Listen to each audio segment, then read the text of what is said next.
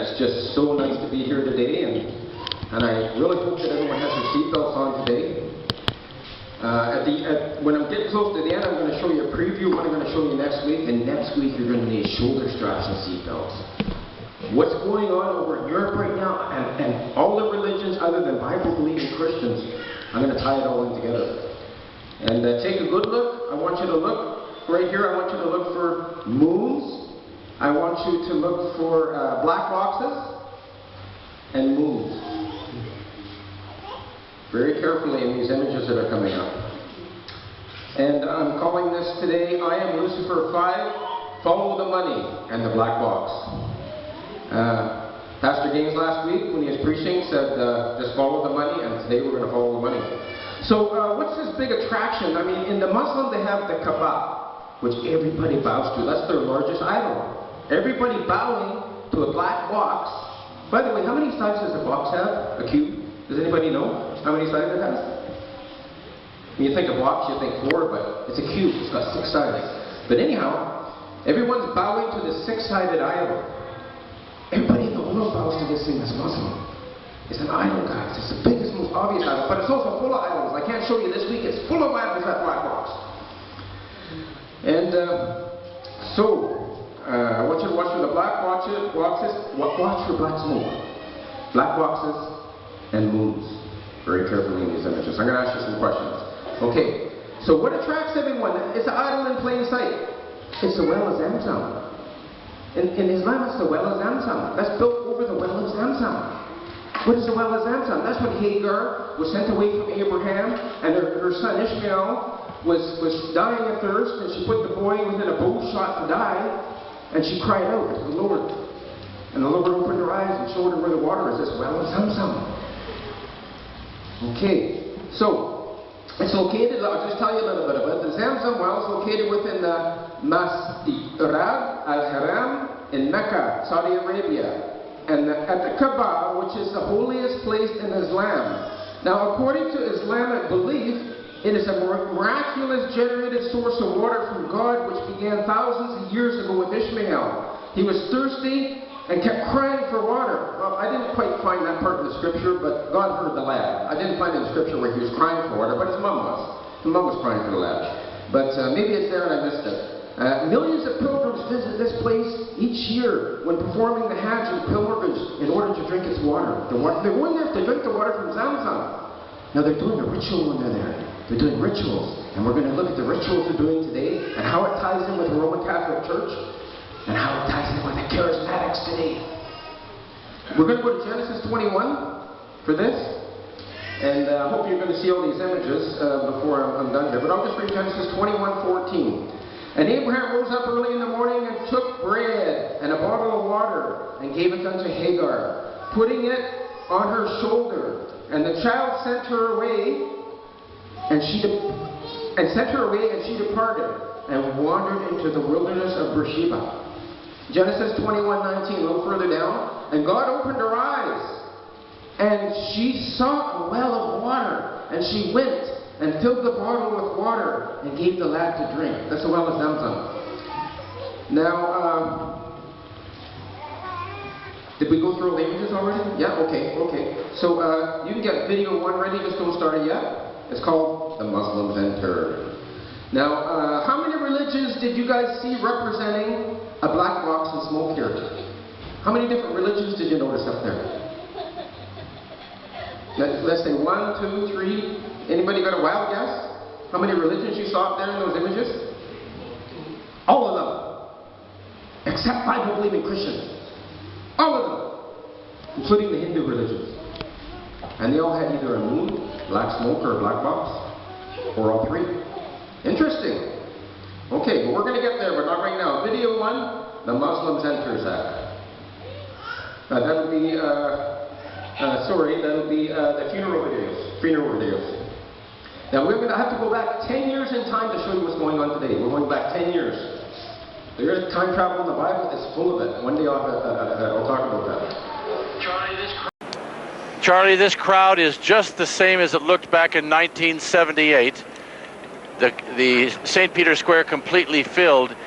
And it reminds me of the fact that what we're seeing here today is the ancient heartbeat of the church reasserting itself. No matter how spectacular a pontificate is, and this one was certainly spectacular, the third longest papacy ever, and an amazing figure of a pope who helped advance the cause of nonviolence in the world. No matter how spectacular, that pope will be buried with the same basic ceremony that all the others were. So we're seeing here the long continuation of it. I remember those crowds in 1978 filling the square here. The same ceremony with the coffin in the same place it was then. John Paul, of course, amazed the world with his ability to bring out enormous crowds. When he took his first trip in 1979 to Mexico, 5 million people one day. People had never seen such a crowd as that. And throughout his pontificate, he brought out enormous crowds. You guys hear that? 1978, 5 million. I worked in Mexico for a year. 5 million Mexicans came to see Pope John Paul II. These people were so poor. The going rate was $7 per month that I was told I could only pay the workers. I give them 14. I give them the rest under the table. Because that's what all the cost them per beans. And the government wouldn't allow me to pay more than $7 a month to these people. Mexico, these poor people, millions of them went to see this Pope. They found the money. Everywhere I went in Mexico, every farmhouse, any farmer that had a little bit of money, he would have a shrine of Marian. Every single place. I worked all over the country. Yeah. So, Muslims, why would the Muslims go see the Pope at his funeral? Interesting. Okay, we're not going there yet, but let's go to video 2. President Khomeini of Iran. To get something of a glimpse of the funeral, but basically what they will see is the funeral on giant television screens that have been set up along the way. President Khatami of Iran, who has come here, and it's interesting, one of the 3 nations that President Bush said is part of the axis of evil, and yet he will be seated not far from President Bush, who we are told is on his way here. One of actually 3 presidents, 2 ex-presidents, and President Bush and Presidents Clinton and... The axis of evil, and they're sitting together holding hands at the funeral of the Pope. Wow! Go on. Video 3, leaders and governors. What you're looking at as we speak here, as we begin our coverage, is the arrival of the dignitaries, foreign dignitaries. There are representatives of close to 100 nations here. There you see Prime Minister Tony Blair and his wife. He has just announced, of course, there will be an election in Great Britain early in May. Was here for the... And there's Prince Charles arriving just behind the Prime Minister. Okay, and then go to video 5, United Nations. Revelation 18:9. We can see Polish flags, Danish flags, flags from Africa and all parts of Europe. I can see over in the distance a Canadian flag as well, and several Texas flags here in the crowd. This is truly an international crowd of admirers for Pope John Paul, people who have come a long distance in many cases to pay their respect. Okay, we're in Revelation 18:9. And the kings of the earth who have committed fornication and lived deliciously with her shall bewail her and lament for her, and they shall see the smoke of her burning. Video 6, what goes into a pope's coffin when he dies? Meanwhile, guys, go to James 1:27. But those private rites inside St. Peter's Basilica will really involve the placement of John Paul's body into the coffin. For the past 3.5 days, as you know, literally hundreds of thousands of people have filed past the funeral bier, getting a look at John Paul's body, waiting for hours and hours and hours for only a few seconds in the presence of the body. But those rites of the placement of the body into the coffin will occur behind the doors of the basilica. There will be a pouch of coins that have been minted during John Paul's papacy, also placed in the coffin, as well as a scrolled account of his papacy. And then a white silk veil will be put over his face to represent his look at the Father, and also to evoke baptism. And then the coffin will be closed. Did they put a Bible with him? Did he put words of God with him? A bag of money! And it was not just money, guys. It was money, a bag of gold coins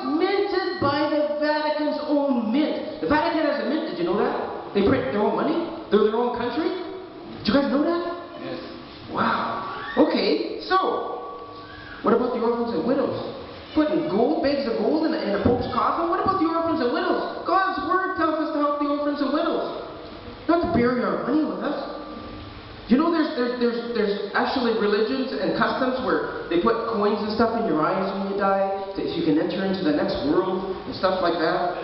Yeah. But anyhow, I promise you guys, James 1:27. Let's go to James 1:27. Pure religion and undefiled before God, and the Father is this: to visit the fatherless and widows in their affliction, and to keep himself unspotted from the world. The Pope took the world with him, an account of everything he did in the world. And bags of money. Okay, so no words of God with him. Okay, so let's go to, well, I want you, first of all, Peter, who supposedly the Catholic Church said was the first Pope. The Catholic Church says he was the first Pope. Well, that's not true. So, let's go to Acts 8:20, and if you can't get there, I'm just going to read it out, because we've got to get to another video right away. And I'll prove to you that. But Peter said unto him, Thy money perish with thee. Peter said, Thy money perish with thee, and this Pope buries his money with him? So that's against what Peter said. And Peter's supposedly the first Pope? No. The scriptures don't line up to that. The King James Bible doesn't line up to that, guys. Maybe some other versions do, but we'll get there later. So when the Vatican collapses, and it will, I want you to get ready for video 7, Zach, the Vatican's colossal wealth. The whole world's going to collapse. We still see something in Suriname happening right now. It's got nothing to do with the world. It's got to do with Suriname. And Suriname may go to 3,000 for one. I saw it in other countries. I tell you, my grandfather, when he was alive, and my father were getting conversations, and they both fought in the war. Just wait. And over in Germany, the Deutschmark went so high, it was like almost $1 trillion for $1 US. So people would get their money and have to put it in a wheelbarrow, and you need so much money just to buy a loaf of bread. And you got your wheelbarrow, and you run to the store before everybody else, because you don't want to miss this, eh? You might have 3 loaves of bread left. And the wheelbarrow doesn't fit in the door. And you get the money out, as much as you can carry, and you go to the store, and you come back and get the rest of the money because you couldn't carry it all. Guess what? Somebody dumped the money out and stole the wheelbarrow. Because the money was worthless. And I remember my dad and my grandpa always talking about these stories. It was just amazing what they were talking about. And then I saw it in Mexico. Then I saw it in Suriname. And we're starting to see it in Suriname again. But what's about to happen is going to involve the whole world. It's going down, guys. It's going down. So Revelation 18:19. Let's just see what God says about this. And they cast dust on their heads and cried, weeping and wailing, saying, I'm going to read the rest of the scripture after we play video 7, please, Zach. The Vatican rules over approximately 2 billion of the world's 6.1 billion people. The colossal wealth of the Vatican includes enormous investments with the Rothschilds in Britain, France, and the USA, and with giant oil and weapons corporations like Shell and General Electric. The Vatican solid gold bullion worth billions is stored with the Rothschild-controlled Bank of England and the U.S. Federal Reserve Bank.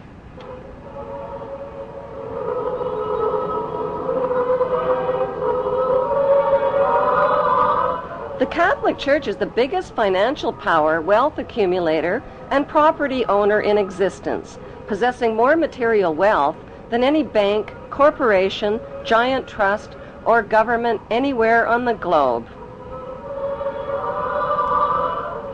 The Pope, who is the visible ruler of this colossal global wealth, is one of the richest men on earth.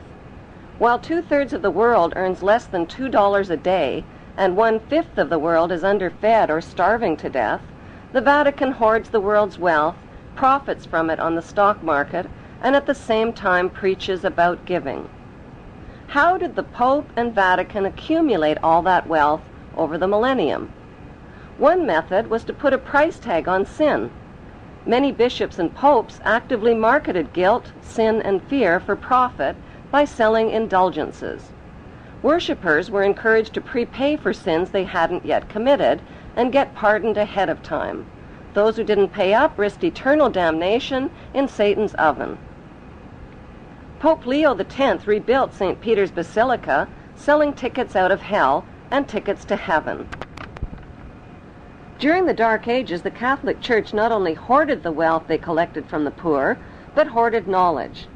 They kept the masses ignorant and in the dark by denying them a basic education.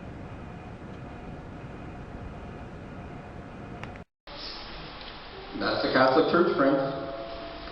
Okay, now, Revelation 18:19. And they cast dust on their heads and cried, weeping and wailing, saying, Alas, alas. Notice there's two alases there, not just one. Alas, alas, that great city wherein were made rich all the ships in the sea by reason of her costliness. For in 1 hour she is made desolate. That's what's going to happen. This place is going to be destroyed. The whole Vatican City, the whole country, bang! In one shot, 1 hour. Now the people in the pews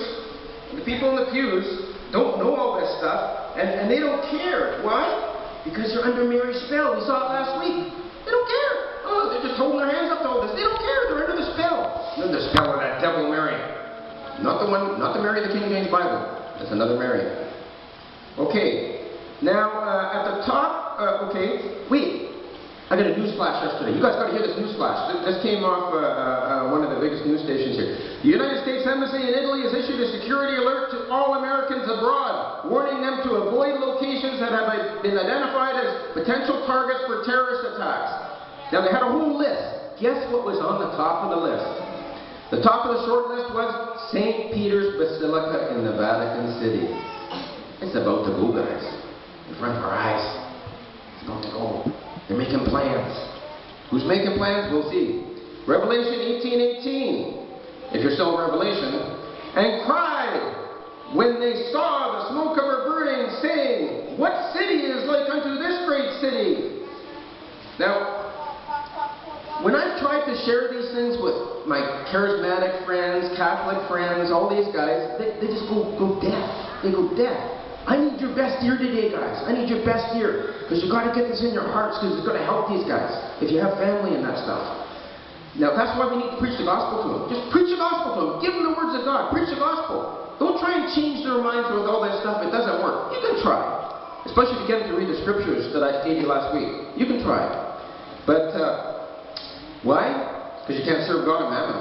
These Roman Catholics all serve mammon. The Pope teaches them that. Burying himself with money? What's he teaching these guys?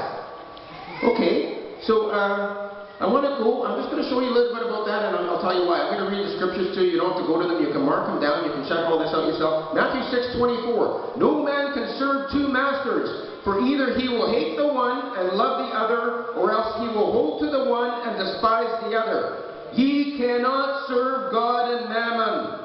That's why all these big charismatic churches with all these people getting all these tithes and offerings and these seed money, they get so much money, they can't serve God and mammon. Those men are all lost. You know, the biggest church here in Suriname, the biggest, fastest growing church was in Lopos.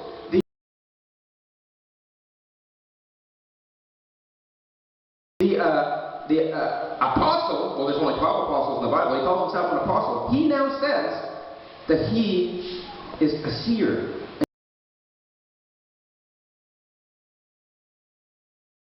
And these things that we saw on the videos last week, he says he is these things. She appears as a living, breathing, three-dimensional lady, enveloped in exquisite light. Seers, when describing her, admit that the Queen of Heaven transcends human description. It's just amazing, but I can't get there today.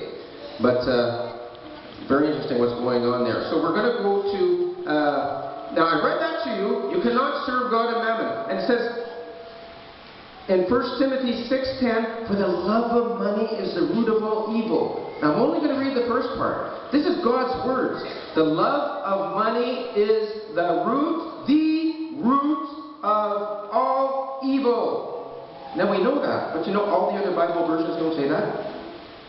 They teach you something else, which is going to get you to follow this guy. What do they teach you? Let's go to the NASB. For the love of money is a root of all sorts of evil. So the King James Bible is telling us all evil. The other Bibles say, well, this evil, that, they get to pick and choose. They become the final authority. God is no longer the final authority. If you don't have a King James Bible, guys, you're in trouble. We give them free in this church. Anyone doesn't know that, you need a King James Bible, you get one free today. Video 8. Up out of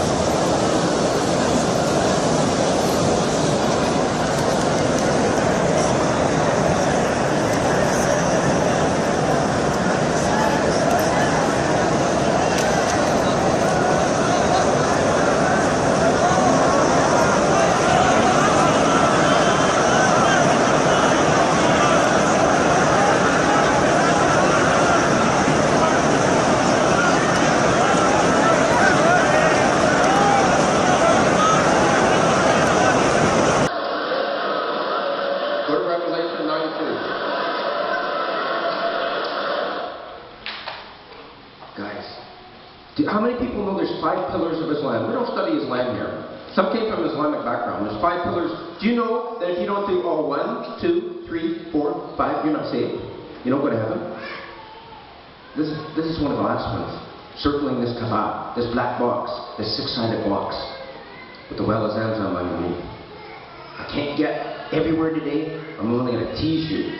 But next week, you're not going to need just seatbelts. You're going to need shoulder straps and armor. Get through what I'm going to talk about. Meanwhile, Revelation 9:2. Let's see what God says. And he opened the bottomless pit. I want you to study these scriptures for next week. Then arose the smoke out of the pit, and the smoke of a great furnace. As the smoke of a great furnace. The sun and the air were darkened by reason of the smoke out of the pit. Then we go down a little further. Revelation 17:8. The beast that thou sawest was, and is not, and shall ascend out of the bottomless pit, and go into perdition. He's going to ascend out of the bottomless pit. Big clue. And they that dwell on the earth shall wonder, whose names were not written in the book of life, and from the foundation of the world, when they behold the beast that was, and is not, and yet is. Study that. Was, and is not, and yet is. I'm going to tell you what that means next week. Meanwhile, I want to take you to a little preview of next Sunday's November 29th introduction. And you're going to have to read Deuteronomy 28, 49 to 52 to prepare yourselves for what you're going to see next week. Now, preview Sunday's November 29th intro, Zach. 49 to 52. I'm going to show you exactly what's going on. This is going to shock you guys. You're going to want to see what I'm going to teach next week. But study Deuteronomy 28, 49 to 52. That's going to be critical. So you understand everything I teach about next week. And this is what's going on in Europe today. But I've cut it into this little tiny little video just to kind of show you guys how scary this is. And it's on its way to America. We might see it manifested in America this next week. I don't know exactly when. It's coming to Suriname too. Get ready. Read these scriptures so you know what's coming up against you. The other side of this tragedy is how it will change Europe. Non-Western migrants had already been flooding into Europe for decades. Leaders refused to stop it. We are afraid. We are in danger every day, every minute. They're coming inside, the police. They want to kill each other. You have to do something. Someone has to protect us. They are in our houses. We are the victims. We are not them. We have to live like before. We have to live our life. They took it for us. We're not in war. They are. They have to take them from here. It's a city. It's not a place for people like them. ولكنهم فقدوا إخصابهم ويبحثون عن إخصاب عندنا ننجب منهم لأننا سوف نفتح بلادهم. خذوا اللاجئين سنطلبهم منكم قريبا. You know what that Ivan said? We're going to breed them all. So we make more Muslim children. They're going after your daughters. They're coming to take your daughters away. Studying Deuteronomy 28. But I want to show you a little bit today about how we interconnect the charismatics with Islam. Islam all smoke hookahs. Do you saw that? The hookah smoking one there? Modern hookah, top one. No, go back. Top one. Click that. Click the slideshow. Yeah, top one, yeah. Then make a slideshow out of those pictures. Let's just quickly go through the slideshow. And now if you see all these in Islam, they just love smoking this hookah. And a lot of them put opium in it and other drugs. You know the charismatics, the biggest charismatic pastors do this too? Once you put all your tithes and offerings in those big buckets with thousands, 10, 20,000 people in the congregation, they go in back rooms and do this too? Brother Rob's crazy, right? Why would Brother Rob be telling us this? He's trying to cut people down? No, I'm trying to tell you the truth and warn you. Go to video 9, hookah opium party after the services.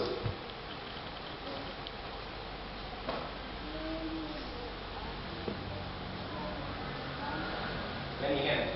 Opium's out.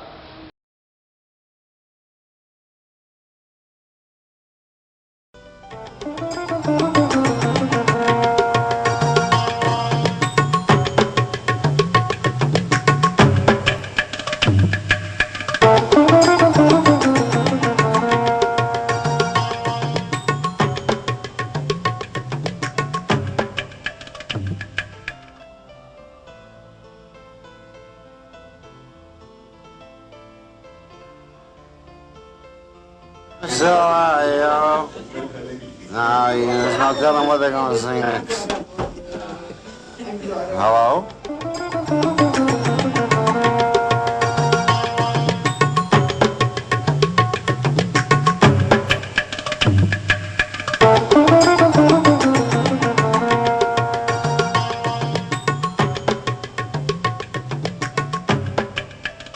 Counting the money.